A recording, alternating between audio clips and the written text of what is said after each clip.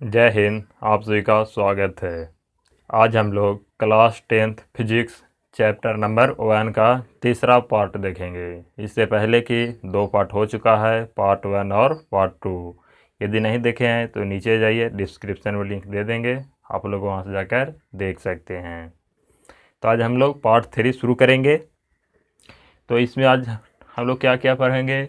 तो पहले पढ़ेंगे वास्तविक प्रतिबिंब और आभासी प्रतिबिंब में अंतर, कि दोनों में क्या अंतर होता है। ये जो प्रश्न है VVI मान्य तो है, क्योंकि बहुत बार पूछा गया है वास्तविक प्रतिबिंब और आभासी प्रतिबिंब में अंतर।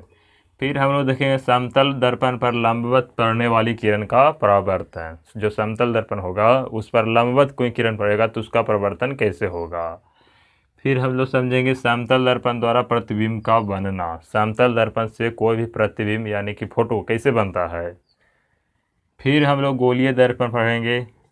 तो यही 4 टॉपिक आज पढ़ेंगे। तो चलिए शुरुआत करते हैं। पहला से वास्तविक प्रतिबिंब और आभासी प्रतिबिंब में अंतर।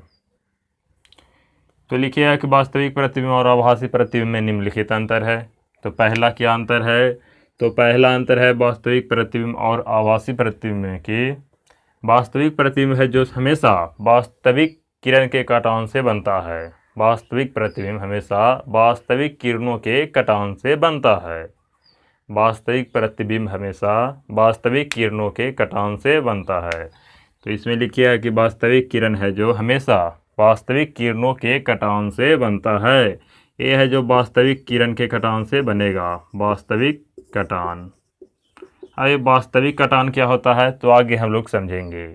इसका अंतर लिख दीजिएगा कि यह किरणों के आभासी कटान से बनता है। यह किरणों के आभासी कटान से बनता है। तो पहला अंतर हो गया। दूसरा अंतर होगा कि वास्तविक प्रतिबिंब है जो हमेशा वस्तु के उल्टा बनेगा। वास्तविक प्रतिबिंब हमेशा वस्तु के उल्टा होता है। वस्तु है उसका उल्टा बनेगा वास्तविक प्रतिबिंब। और आभासी प्रतिबिंब है जो वस्तु के सीधा बनता है। आभासी प्रतिबिंब है जो क्या, तो वस्तु के सीधा बनता है। अब वास्तविक उल्टा होगा, वास्तविक उल्टा और आभासी सीधा, तो 2 अंतर हो गया। तीसरा अंतर होगा कि वास्तविक प्रतिबिंब को पर्दे पर प्राप्त कर सकते हैं। वास्तविक प्रतिबिंब को पर्दे पर प्राप्त कर सकते हैं। पर्दा क्या होता है, तो मतलब कि वास्तविक प्रतिबिंब है वो आईना में नहीं बनेगा, आईना के बाहर बनेगा, कहीं भी दीवार पर या पर्दा पर कुछ पर बन जाएगा। तो वास्तविक प्रतिबिंब को पर्दे पर प्राप्त कर सकते हैं। और आभासी प्रतिबिंब को पर्दा पर नहीं प्राप्त किया जा सकता है, ये पर्दे पर नहीं प्राप्त किया जा सकता है। तो ये हो गया 3 अंतर, पर्दे पर नहीं। वास्तविक प्रतिबिंब को पर्दे पर प्राप्त किया जा सकता है, आभासी प्रतिबिंब को पर्दे पर नहीं प्राप्त किया जा सकता है। अब देखते हैं चौथा, वास्तविक प्रतिबिंब वस्तु के सामने बनता है और ये जो आभासी प्रतिबिंब है वस्तु के पीछे बनेगा। कहाँ बनेगा, तो पीछे। वास्तविक प्रतिबिंब वस्तु के सामने बनता है, आभासी प्रतिबिंब वस्तु के पीछे बनेगा। तो ये 4 अंतर हो गया। आप लोग को हाँ 3 ही अंतर लिखना हो गया, तो 2 अंतर, तो आप लोग चारों याद कर लीजिएगा। पहला क्या है, तो वास्तविक प्रतिबिंब है जो वास्तविक किरणों के कटान से बनेगा, आभासी नहीं बनेगा। आभासी मतलब कि काल्पनिक किरणों के कटान से बनेगा। वास्तविक प्रतिबिंब है जो हमेशा उल्टा होगा और आभासी प्रतिबिंब हमेशा सीधा।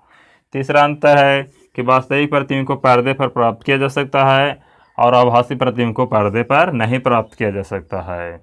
चौथा अंतर है कि वास्तविक प्रतिबिंब सामने बनता है, वस्तु के सामने, और आभासी प्रतिबिंब वस्तु के पीछे बनता है। तो ये पहला टॉपिक क्लियर हो गया।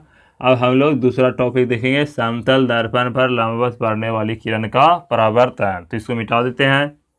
अब हम लोग क्या पढ़ेंगे कि समतल दर्पण पर लंबवत पड़ने वाली किरण का परावर्तन। देखिए समतल दर्पण एक बना दीजिए। तो समतल दर्पण कैसा होता है, तो एक भाग उसका कलाई कर दीजिए। कलाई का मतलब रंगना। जब तक एक भाग रंगेंगे नहीं तब तक प्रतिबिंब बनेगा नहीं। तो यह है समतल दर्पण।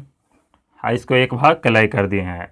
इस पर कोई किरण लंबवत पड़ेगा। कैसे पड़ेगा, तो लंबवत मतलब कि सीधा। टॉपिक क्या है, समतल दर्पण पर लंबवत पड़ने वाली किरण का परावर्तन। तो यह समतल दर्पण है, इसको लिख भी दीजिए अलग कि समतल दर्पण। हाँ, समतल दर्पण पर एक किरण लंबवत पड़ती है। तो लंबवत पड़ा किरण आया मतलब ऊपर से, तो एक किरण आया तो जब सीधे आएगा तो इसी पर पुनः इसी पर लौट जाएगा किरण, परावर्तन होगा यहाँ से, तो परावर्तन के बाद उसी पथ पर वापस लौट जाएगा। देखिए यदि कोई किरण तिरछे आता है यहाँ से, आई कोण हो जाता 40 डिग्री, कितना डिग्री 40 डिग्री, तो ये 40 डिग्री का कोण बनाकर इस साइड भी लौटता, लेकिन आ रहा है सीधे, तो सीधे वाला सीधे लौट जाएगा ऊपर।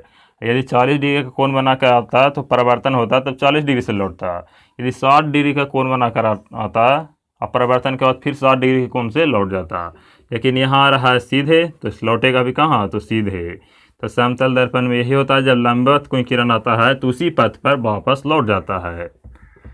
तो क्या लिखेंगे कि समतल दर्पण पर लंबवत पड़ने वाली किरण दर्पण से परावर्तन के बाद उसी पथ पर वापस लौट जाता है। क्या लिखेगा कि समतल दर्पण पर लंबवत पड़ने वाली किरण दर्पण से परावर्तन के बाद उसी पथ पर, कौन पथ पर, जिस पथ पर आया था उसी पथ पर वापस लौट जाएगा। तो देखिए और इसी पर अभिलंब भी होगा। अभिलंब कहाँ होता है, तो आपतित किरण और परावर्तित किरण के बीच में, तो आ रहा है इसी पर, तो यही हो जाएगा क्या, तो आपतित किरण भी, आपतित किरण और जा रहा है इसी पथ पर, तो परावर्तित किरण भी कहाँ होगा, तो यही पर हो जाएगा परावर्तित किरण। और अभिलंब कहाँ, तो अभिलंब भी इसी पर, तो अभिलंब और आपतित किरण के बीच में जो कोण बनता है उसे आपतन कोण कहते हैं। तो आई का मान यहाँ हो जाएगा 0 और आर का भी मान हो जाएगा 0। क्यों, क्योंकि अभिलंब, इस पर भी अभिलंब है, इसी पर अभिलंब है और इसी पर आपतित किरण है और दोनों इसी पर है, तो कहेगा कि 180 डिग्री का कोण बनेगा, नहीं, दोनों का बीच के देखना है कितना डिग्री का कोण है, तो बीच में कोण ही नहीं बन रहा है, तो हो जाएगा 0 डिग्री, आई का मान 0 डिग्री, आर का मान भी 0 डिग्री। तो इस प्रकार से समतल दर्पण पर जब कोई किरण लंबवत पड़ता है तो उसका परिवर्तन इतना होता है, इस प्रकार से होता है। आई का मान भी हो जाएगा 0 और आर का मान हो जाएगा 0। इस प्रकार से दूसरा टॉपिक हो गया क्लियर। अब हम लोग क्या पढ़ेंगे कि समतल दर्पण द्वारा प्रतिबिंब का बनना। देखेंगे कि समतल दर्पण से किसी वस्तु का प्रतिबिंब कैसे बनता है, उसका निर्माण कैसे होता है। अगला टॉपिक है कि समतल दर्पण द्वारा प्रतिबिंब का बनना। तो देखिए समतल दर्पण ले लिए, फिर वही दर्पण, अब की है जो प्रतिबिंब को बनाना है, क्या करना है, प्रतिबिंब बनाना है कि कोई प्रतिबिंब कैसे बनेगा समतल दर्पण द्वारा। तो यहाँ पर एक प्रतिबिंब है, इस शीशा उस साइड है, ऊपर है और नीचे रंगा हुआ भाग है। एक कौन दर्पण है, तो लिख दीजिए कि समतल दर्पण, समतल दर्पण। यहाँ पर एक वस्तु रख दिए हैं, क्या रख दिए हैं, तो वस्तु, और इसका प्रतिबिंब तो इस पर आकर बनेगा ही। तो प्रतिबिंब कैसे बनता है, ध्यान से सुनिएगा। यहाँ से प्रतिबिंब बनेगा जब तक उस पर प्रकाश रहेगा तब, मतलब कि इंजोर में ही तो बनेगा प्रतिबिंब। तो इस पर तो प्रकाश है, मतलब कि किरण यहाँ से निकल रहा है और प्रकाश है, तो यहाँ से बहुत सारे सभी दिशा में किरण निकल रहा है, बहुत सारे किरण चारों दिशा में। तो यहाँ से कोई किरण जरूर इस पर पड़ता होगा, इस साइड निकल रहा होगा। जब तक इस साइड निकल के यहाँ तक नहीं किरण कोई पहुँचेगा तब प्रतिबिंब बनेगा ही नहीं, तब तो अंधकार में प्रतिबिंब बनेगा, तो नहीं। तो एक किरण यहाँ आएगा, क्यों यहाँ आएगा, चारों दिशा में किरण निकल रहा। प्रतिबिंब बनाने के लिए 2 किरण की आवश्यकता होती है, तो एक किरण को यहाँ लाएं और दूसरी किरण को यहाँ दर्पण पर, दर्पण के नज़दीक रखा हुआ है। तो पहला किरण यहाँ आ गया और दूसरा किरण यहाँ।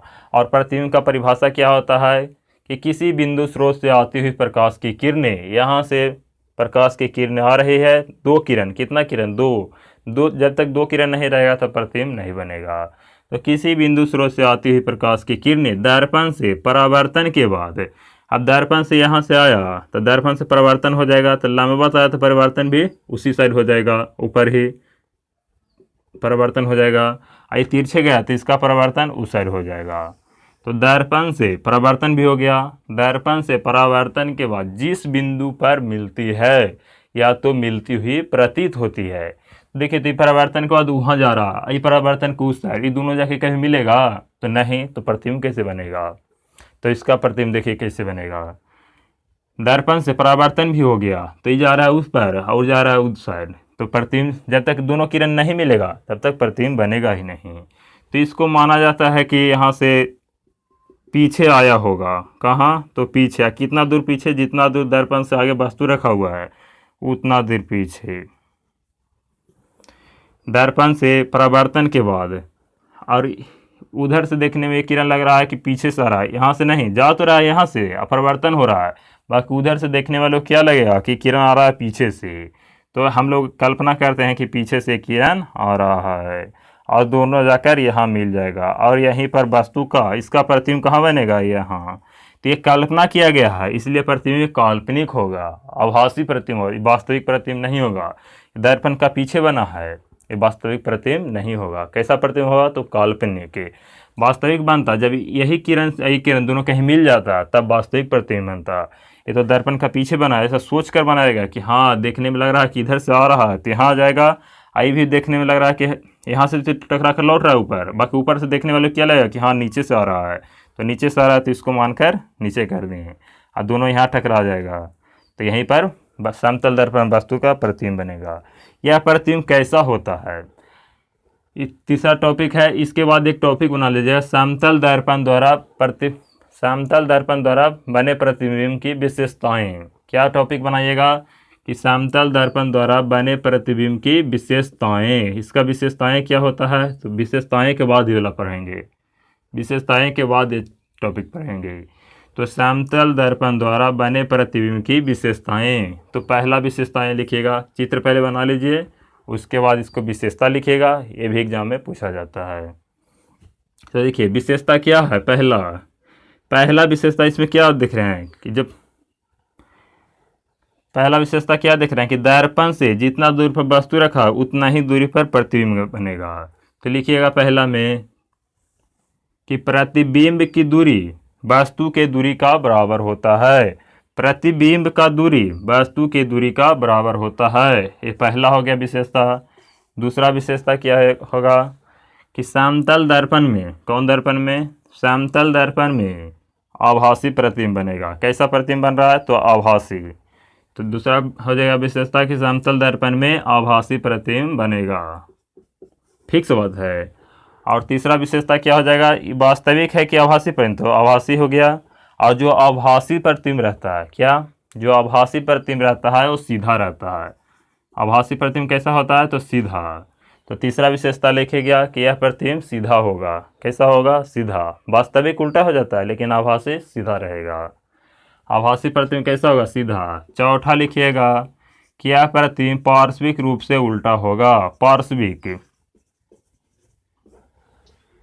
यह प्रतिबिंब पार्श्विक रूप से उल्टा होगा।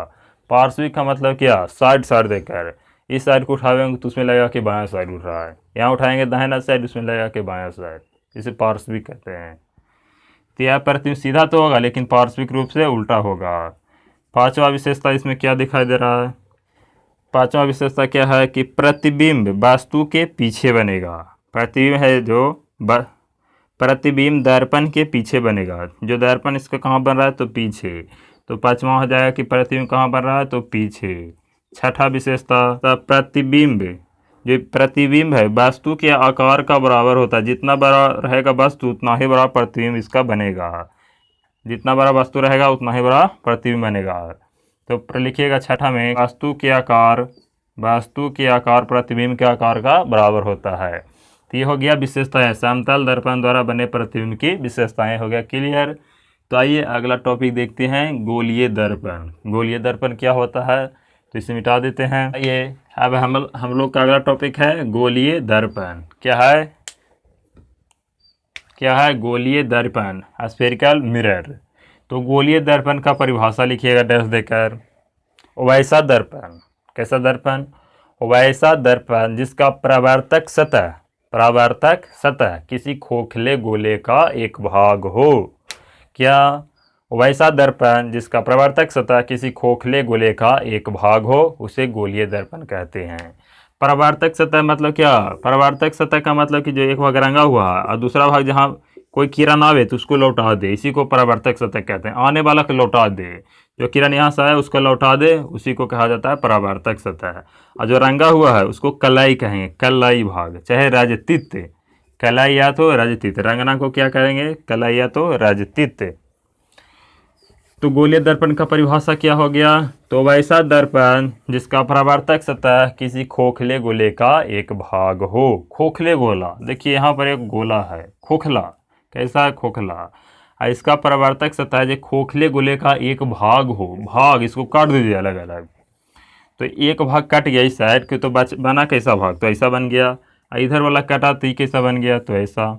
बस अब इसी को, इसका अंदर वाला साइड को रंग देंगे, क्या करेंगे, रंग देंगे।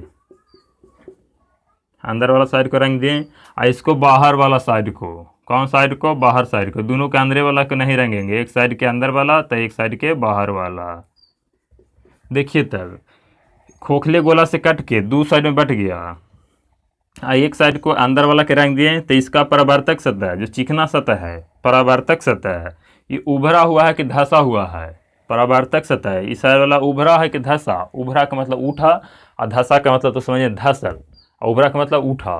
तो देखिए तो क्या उठा है कि धंसा, तो ये तो उठा है, मतलब कि उभरा है।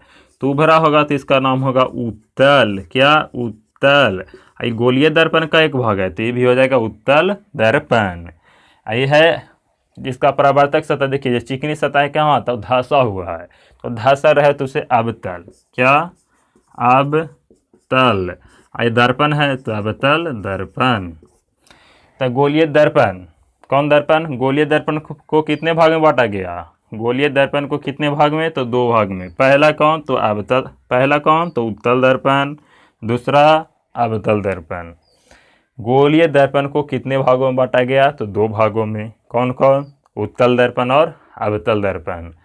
तब उत्तल दर्पण लिखकर डैश दीजिएगा, इसका परिभाषा होगा, तो उत्तल दर्पण लिखकर डैश दीजिए, उत्तल दर्पण लिखकर डैश दीजिए। लिखिए वैसा दर्पण, कैसा दर्पण, वैसा दर्पण जिसका परावर्तक सतह उभरा हो, कैसा हो, उभरा।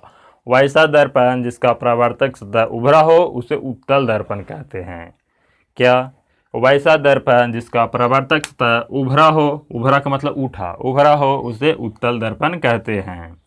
इस डायग्राम बना लीजिएगा, इसमें समझने वाली बात है। देखिए ये बना है कहाँ से, तो गोल से, गोल में से इसको काट के बनाए हैं, तो बना है कहाँ से, तो खोखले गोले वाला दर्पण से। तो खोखले गोला होता है, इसके बीच में एक बिंदु होगा, बीचे बीच में, इसको नाम होगा केंद्र, क्या, केंद्र। और ये दर्पण में है तो इसीलिए इसका नाम हो जाएगा वक्रता केंद्र, क्या, वक्रता केंद्र। वक्रता केंद्र एक बिंदु को हो गया, लेकिन यहाँ से लेके परिधि तक, आप लोग मैथ में पढ़े होंगे, जो केंद्र से परिधि तक का दूरी है उसे त्रिज्या कहते हैं, क्या कहते हैं, त्रिज्या। तो इसमें हो जाएगा वक्रता त्रिज्या, क्या हो जाएगा, वक्रता त्रिज्या। ऐसे छोटकी आर से नहीं सूचित करेंगे, फिजिक्स में बारकी आर से वक्रता त्रिज्या। अब वक्रता केंद्र को सी से, क्या से, सी से, वक्रता केंद्र को सी से, और जो इसको यहाँ से मिला दिए हैं, इसका जो यहाँ पर किनारा वाला बिंदु है इसको पी कहते हैं, पोल, ध्रुव, हिंदी में क्या कहा जाता है, ध्रुव, इसको क्या कहेंगे, पी। यहाँ भी है किनारा, इसको भी पी। तो आइए देखिए, यहाँ से लेके यहाँ तक की दूरी को पूरा कहा जाता है मुख्य अक्ष, मुख्य या प्रधान अक्ष। तो बिल्कुल आसानी से हम लोग समझेंगे, सब एक एक करके परिभाषा लिखेंगे, लेकिन पहले इसको पढ़ लेते हैं। ये हो गया उत्तल दर्पण, इसमें एक, तो इसका मुख्य अक्ष है, क्या है, मुख्य अक्ष। यहाँ से इसको लिख दीजिए, मुख्य अक्ष, मुख्य अक्ष। और मुख्य अक्ष का एक और नाम है प्रधान अक्ष, क्या नाम है, तो प्रधान अक्ष। और यहाँ पर जहाँ दर्पण को कट कर रहा है मुख्य अक्ष, इसको नाम होता है पी, ध्रुव। आगे चलकर तुरंत ही हम लोग ध्रुव का परिभाषा जानेंगे। तो इसका नाम हो गया पी। पी के बाद देखिए ये जो गोल बनेगा, कैसा बनेगा, गोल। तो इसका बीच में मान लीजिए कोई एक बिंदु तो होगा, जब ये पूरा गोल होगा इस प्रकार से, तो इसका जो बीच में होगा उसको कहेंगे केंद्र। हम लोग के तो गोल बनाना नहीं है, तो जो अंदाज मानकर चलिए कि जो बीच में आएगा उसी को कहेंगे केंद्र। तो यहाँ केंद्र होगा, नाम होगा उसका वक्रता केंद्र, उसे सी कहेंगे। इन दोनों के बीच में, ये दोनों के बीच में एक बिंदु होता है, उसे कहा जाता है एफ, फोकस, क्या, फोकस। तो आप लोग हड़बड़ाइए नहीं, आगे तुरंत ही हम लोग इस सब को परिभाषा जानेंगे। तो उत्तल दर्पण के नीचे डायग्राम बना दीजिएगा। ये दर्पण है, कौन दर्पण, तो उत्तल दर्पण, उत्तल दर्पण। इसके बाद अवतल दर्पण लिखकर डैश दीजिए, क्या, अवतल दर्पण। तो लिखिए वैसा दर्पण जिसका परावर्तक सतह अंदर की ओर धंसा हो, कैसा हो, धंसा, उभरा नहीं, धंसा हो। वैसा दर्पण जिसका प्रवर्धक सतह अंदर की ओर धंसा हो उसे अवतल दर्पण कहते हैं। उसके नीचे एक डायग्राम बनाइएगा।